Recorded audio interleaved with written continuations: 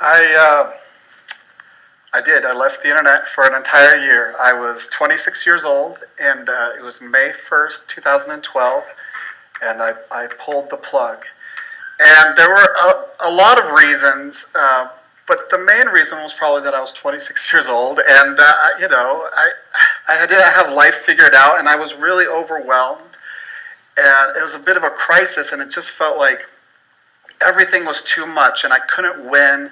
And the internet kept on coming, and there's more emails. You can't win against your email inbox, because the moment you hit archive on the very last one, you're going to get a new email. And you can't win on Twitter because there's so much Justin Bieber to talk about, and there's just and I just felt this in a really overwhelming, very personal way, that the internet was sort of defeating me and suppressing me.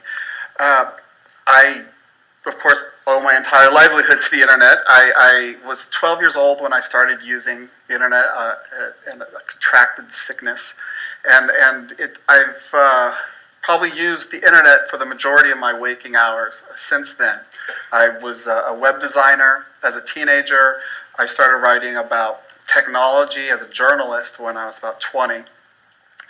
And so it's all I've ever really known. I don't know what life is like, without the internet, without being constantly connected, without, an email inbox. I do remember a time before Twitter, but it's really hazy. And so I also had this desire to get some stuff done. I wanted to do some personal study, some reading.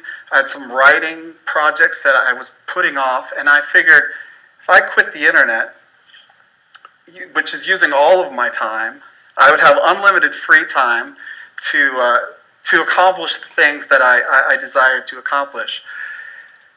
And so I quit the internet.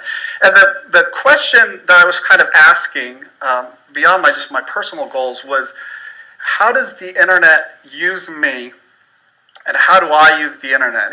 And it's at what point are my decisions and my goals dictating my behavior on the internet, and at what point are the apps and the people and the processes and just how the internet is, the medium itself, how is that dictating my behavior, and how is that changing my behavior?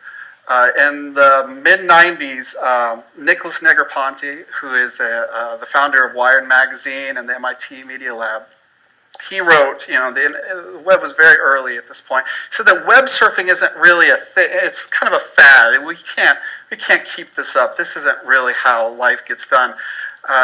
Pretty soon there's going to be bots, and they'll go out on the internet for you, and they'll find all of the information, and you can get back to being a productive adult. And maybe the kids will have time to surf the internet, but that's not going to be us. We can't do that. We're productive members of society. And he was totally wrong. The internet's for surfing. That's what we do when we're using the internet. But